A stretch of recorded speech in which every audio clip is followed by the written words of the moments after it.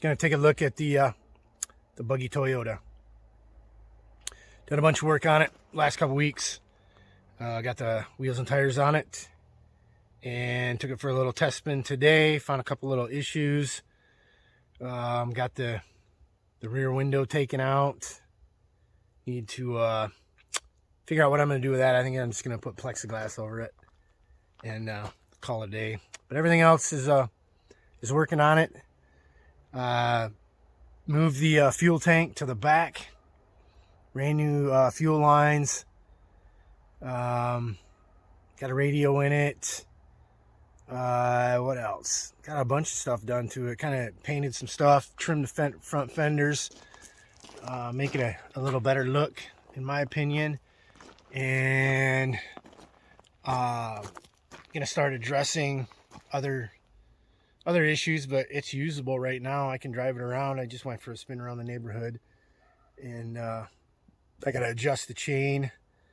Now that I kind of understand that chain drive a little more, I can keep an eye on that and adjust it. And it's loud, man. Loud, wicked machine. And yeah, cruises down the road, you know, probably 15 miles an hour. And then the steering gets really, really crazy. You know, you can drive it. You just, if you make a correction with the steering, you know, you got to really come back with it. You know, it overcorrects or oversteers a lot. So you got to be able to be right on your toes to be able to correct that quickly. You know, it just takes, just like a piece of equipment, it takes a little bit of getting used to. There it is, Toyota Buggy with the wheels on it. Get it started up.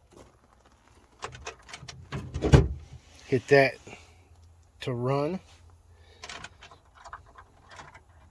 Oh, we gotta push the clutch in on this, or nothing happens. Got it to run. Make sure it's out of gear, that's important. Get it. Got the fan on. Turn the air on. A nice compressor back behind the seat for the air. That body's right, pretty much where it needs to be when you're driving it. There it is, she's running smooth.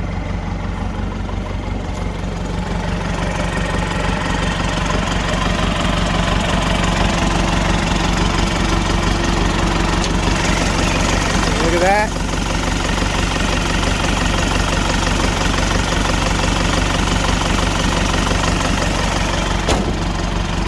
Running good. Got some little lights on there. Nice bright LEDs.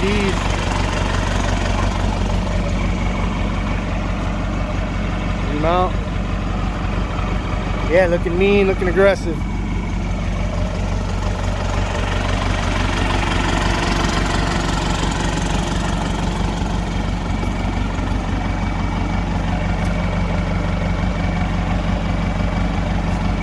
We'll get her moving.